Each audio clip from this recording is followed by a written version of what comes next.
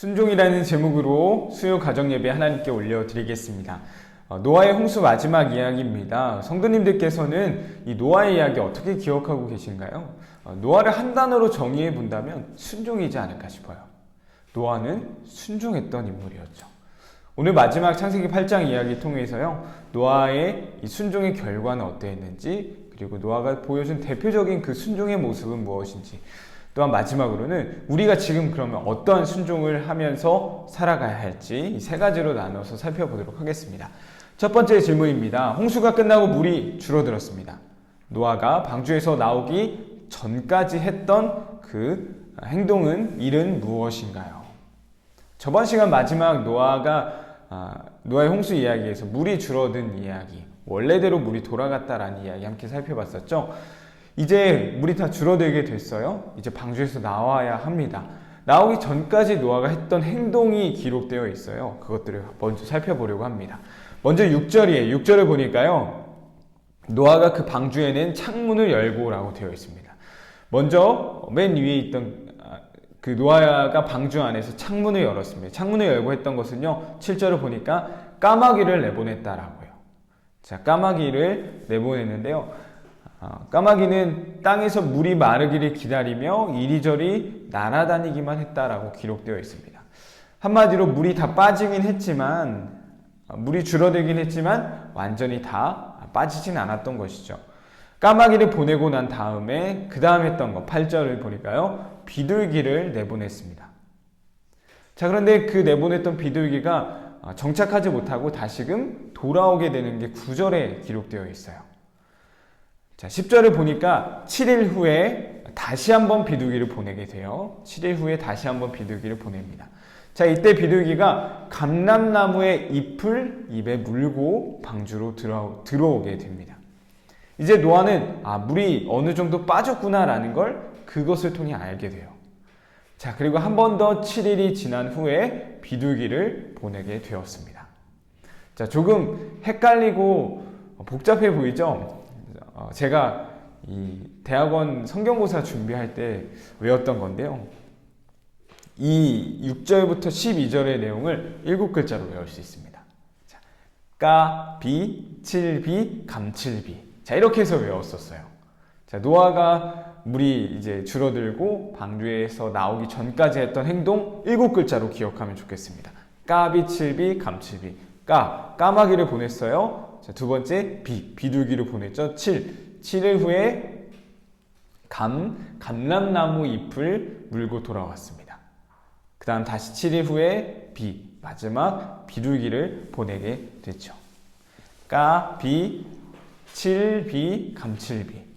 제가 하나를 빼먹었나요? 까마귀, 비둘기를 보냈고, 7일 후에 다시 한번 비둘기를 보냈고, 감람나무 잎을 물고 왔고, 그 다음에 7일 후에 다시 한번 비둘기를 보냈죠. 네, 이렇게 7가지 까비, 칠비, 감칠비 이렇게 기억하면 좋겠죠. 근데 저희가 시험을 보는 건 아니니까요. 이런 이야기가 있다라는 것 정도 기억하면 좋겠습니다. 저희가 여기서 주목해 볼 표현은요, 바로 9절 말씀입니다. 9절 한번 같이 읽어볼까요? 온 지면에 물이 있으므로 비둘기가 발 붙일 곳을 찾지 못하고 방주로 돌아와 그에게로 오는지라. 뒷부분 생략하고요. 온 지면에 물이 있으므로 비둘기가 발 붙일 곳을 찾지 못했다라고 되어 있어요. 자, 이것이 바로 노아가 보여주었던 순종의 결과입니다. 자, 순종하지 않으면 어떻게 되는 걸까요? 순종하지 않으면 인간이 발 붙일 곳도, 발바닥이 쉴 만한 곳도 허락되지 않는다라는 거예요. 비둘기가 발을 붙일 곳도 없다라고 기록되어 있어요. 비둘기 발이 얼마나 안 돼요? 얼마나 할까요? 한 엄지손가락 정도 될까요? 발? 자, 이 엄지손가락만한 이 비둘기 발조차도 머물 수 있는 곳이 없다라는 거예요. 순종하지 않는 사람들에게는요. 하지만 반대로 순종한 사람들에게는 그만큼 완전한 은혜를 맛보게 된다라는 사실입니다.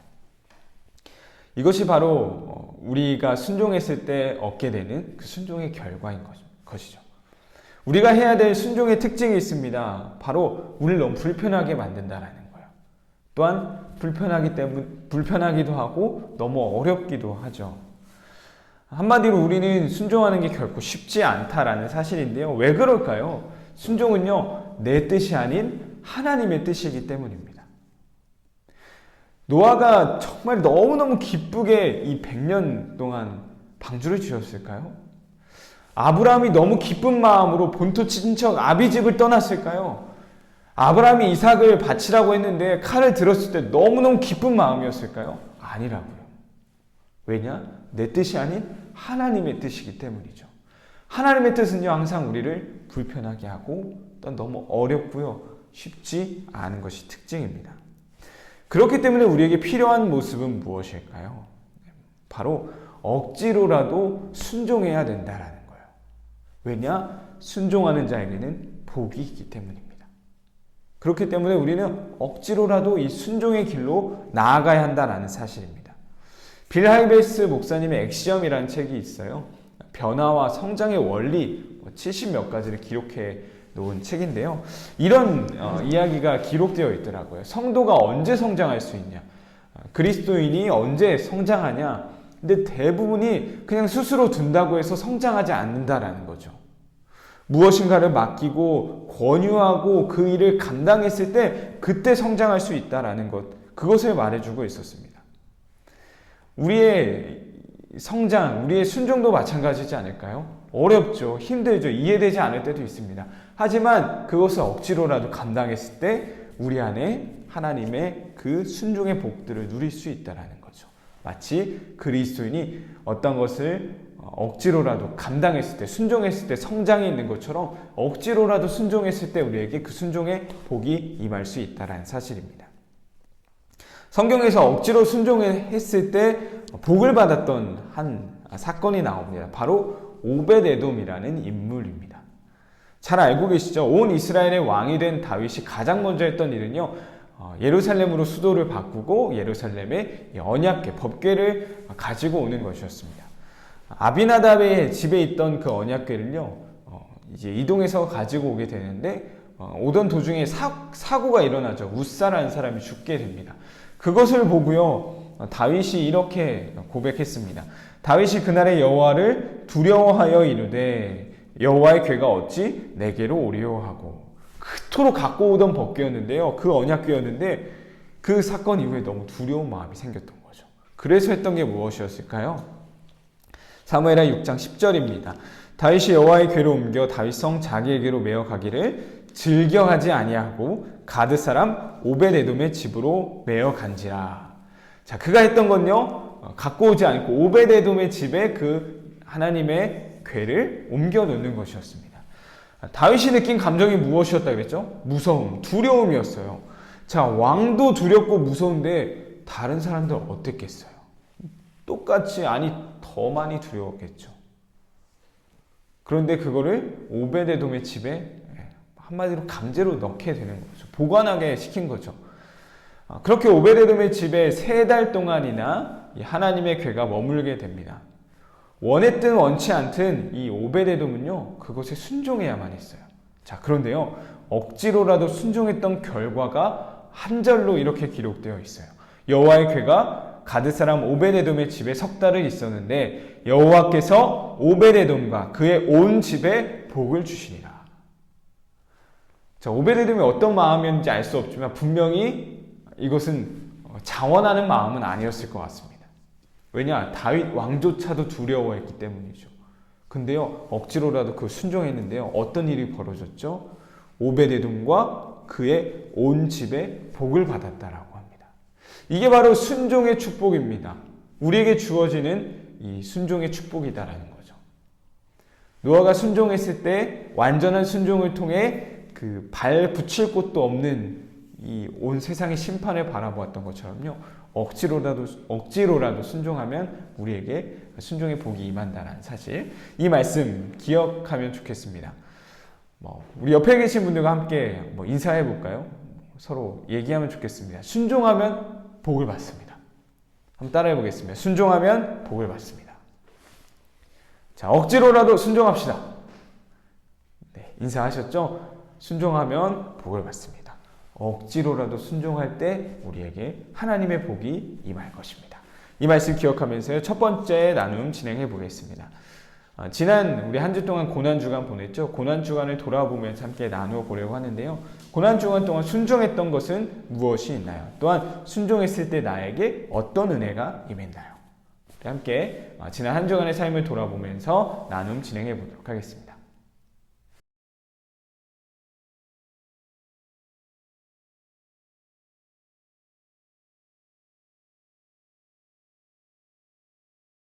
두 번째 질문입니다. 땅 위에서 물이 빠진 것을 본 노아가 했던 행동은 무엇인가요? 자, 13절부터 18절까지 나오게 되는데요. 하나하나 살펴보도록 하겠습니다. 13절 먼저 볼까요? 13절을 보니까 뚜껑을 열고 보니 물이 거친 것을 볼 수 있었어요.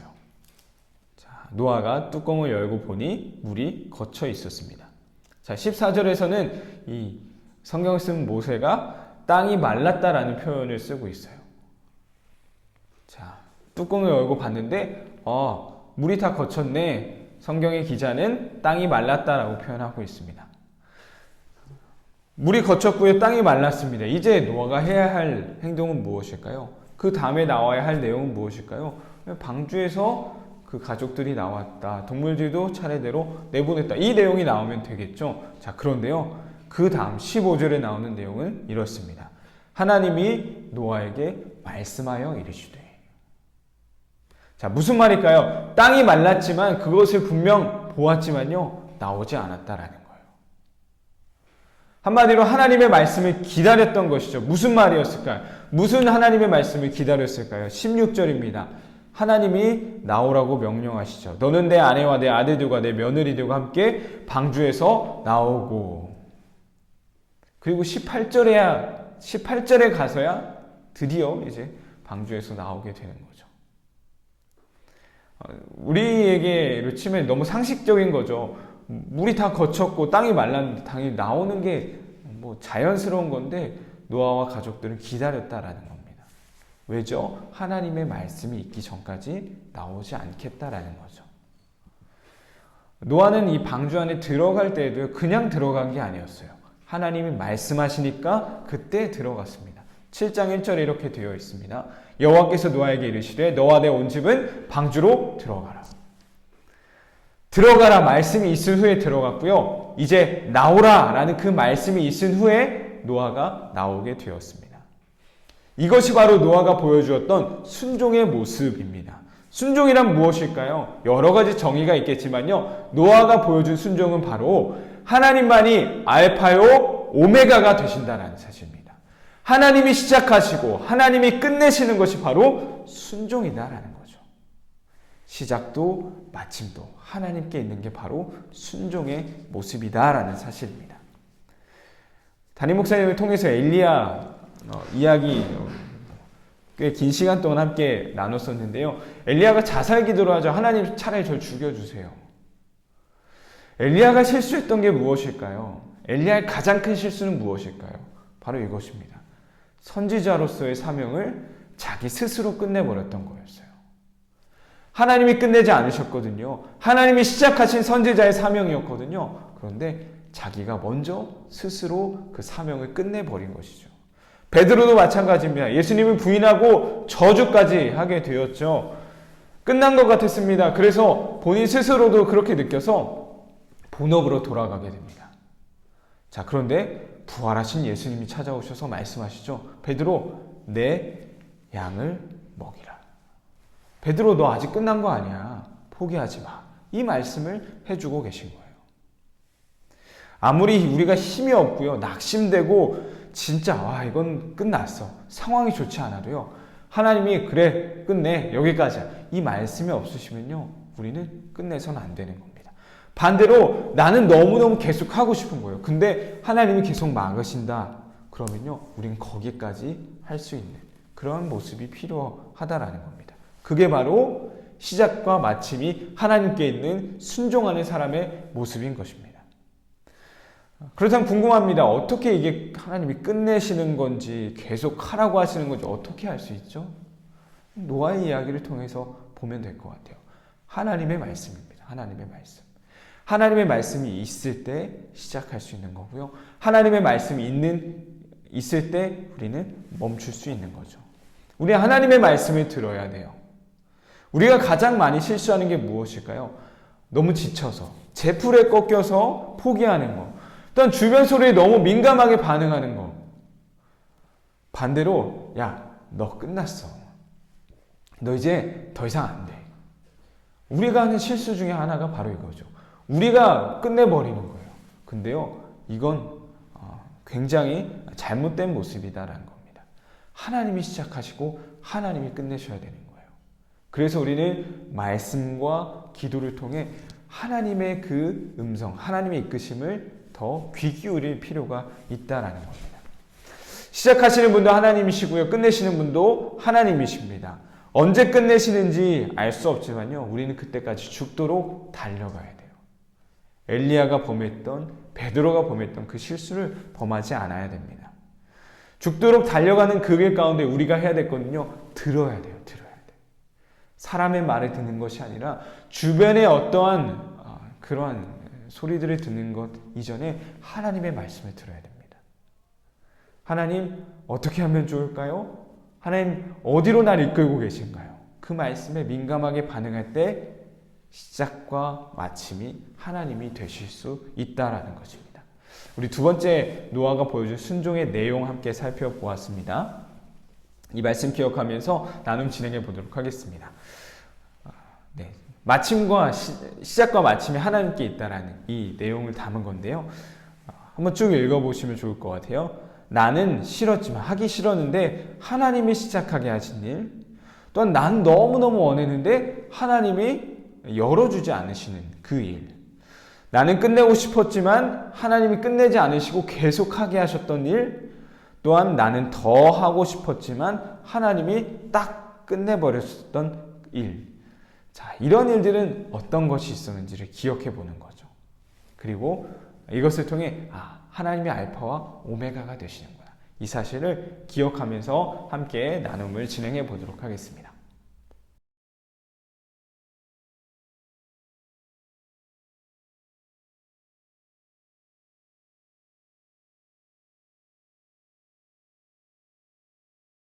세 번째 질문입니다. 방주에서 나온 노아가 가장 먼저 한 행동은 무엇일까요? 잘 알고 계시죠? 많은 설교 가운데서 들으셨을 거라 생각합니다. 바로 하나님께 제사를 드렸습니다. 성경의 표현을 보니까요. 제단을 쌓고 정결한 짐승의 제물을 취해서 제사를 드렸다라고 나와 있죠. 지금으로 치면 무엇일까요? 바로 하나님께 예배했다라는 것입니다. 1년 넘는 방주 생활을 마치고요. 이제 드디어 나오게 되었습니다. 가장 먼저 했던 것은 바로 예배였어요. 우리의 삶에서도 마찬가지고요. 성경에서도 마찬가지고 어떤 일을 당했을 때 가장 먼저 어떤 행동을 하는지, 어떤 말을 하는지는요. 굉장한 의미가, 메시지가 담긴 것인데요. 순종의 사람 이 노아가 방주에서 나와 가장 먼저 했던 이 행동에는요. 엄청난 의미, 메시지가 담겨 있는 거죠. 그가 가장 먼저 보여준 행동은 바로 예배였습니다. 이것이 의미하는 것은 무엇일까요? 예배는 순종 중에서도 최고의 순종임을 노아는 말해주고 있는 거죠.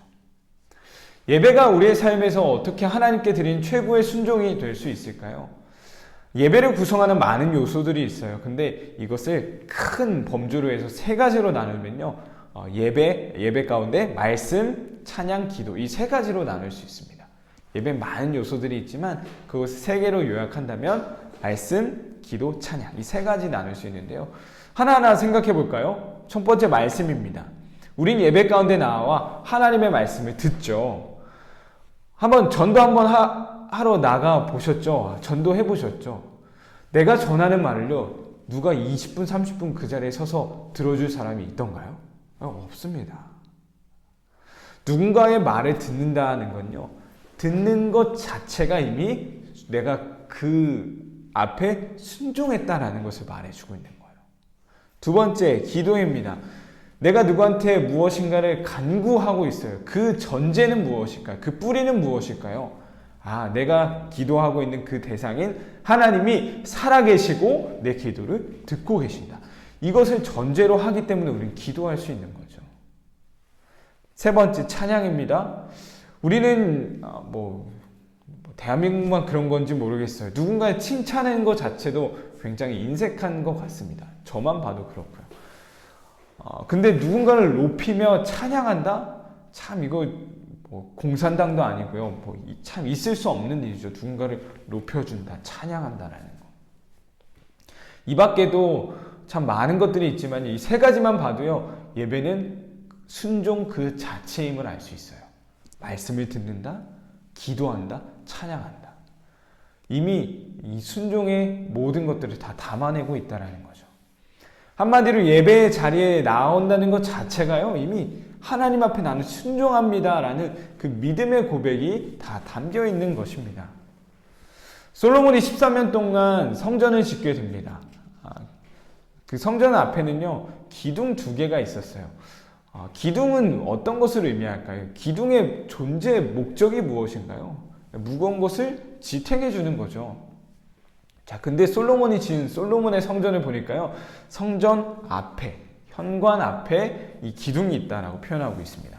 열왕기상 7장 21절이에요. 이 2 기둥을 성전의 주랑 앞에 세우되. 성전 앞에 있다는 거예요. 현관 앞에 있다라는 거예요. 무게를 지탱하는 게 목적이 아니다라는 거죠. 자, 그렇다면 이 성전 현관 앞에 세워진 2 기둥이 무슨 메시지를 우리에게 던져주는 걸까요? 열왕기상 7장 21절 뒷부분에 이렇게 기록되어 있습니다. 오른쪽 기둥을 세우고 그 이름을 야긴이라 하고 왼쪽에 기둥을 세우고 그 이름을 보아스라 하였으며. 자, 오른쪽은 야긴, 왼쪽은 보아스. 야긴과 보아스 많이 들어보셨죠? 야긴과 보아스라고 이름을 지었습니다. 각각 이름이 가진 뜻이 있어요.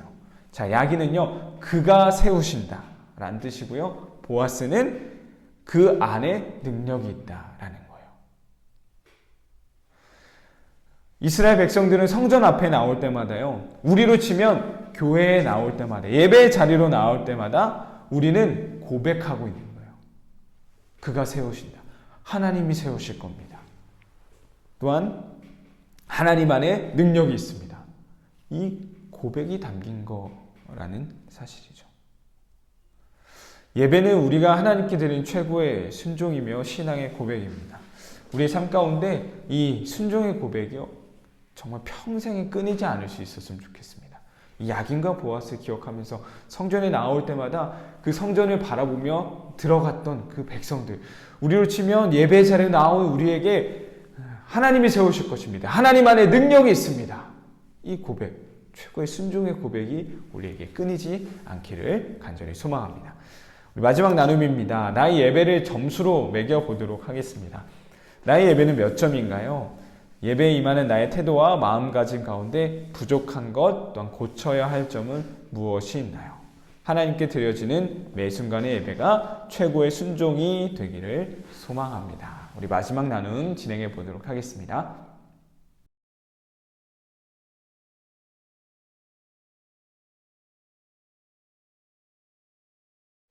노아는 순종의 사람이었습니다. 오늘 말씀을 통해서 노아가 순종했을 때 어떤 결과를 경험했는지, 어떤 은혜를 맛봤는지, 두 번째는 노아가 그럼 어떤 순종의 모습을 보여주는지, 마지막으로는요, 우리가 해야 할 최고의 순종은 무엇인지 살펴보았습니다. 자, 첫 번째, 비둘기가 발붙일 곳을 발이 쉴 곳도 없다라고 표현하고 있죠. 이것은 노아의 완전한 순종의 결과, 완전한 은혜, 완전한 복을 받았다라는 것을 말해주고 있는 거예요. 얼마나 작아요, 그 비둘기의 발. 그 발조차도 쉴 곳이 없었다라는 거예요. 순종하지 못한 사람들의 결과인 거죠. 반대로 순종한 사람들은 큰 은혜를 누리게 된다라는 것을 우리에게 보여주고 있습니다. 자, 두 번째는요, 노아는 어떤 순종을 보여줬나요? 바로 처음과 마지막. 하나님이 시작하셔야 시작하는 거고요. 하나님이 끝났다라고 해야 끝나는 인생이었습니다. 알파와 오메가 되시는 그 하나님, 그 순종의 모습이 우리에게 필요함을 기억하면 좋겠습니다. 마지막 최고의 순종은 바로 예배였습니다. 야긴과 보아스로 기억하면 좋을 것 같아요. 성전 기둥, 앞에 있는 기둥을 통해서 이 두 개가 메시지라고 했었죠. 하나님이 세우실 것입니다. 하나님 안에 능력이 있습니다. 우리가 드려진 이 예배 그 순간순간이 최고의 순종이 될 수 있었으면 좋겠습니다. 더불어 이 수요 가정 예배 시간이요, 하나님께 나아가는 최고의 순종의 시간이 되시기를 간절히 소망합니다.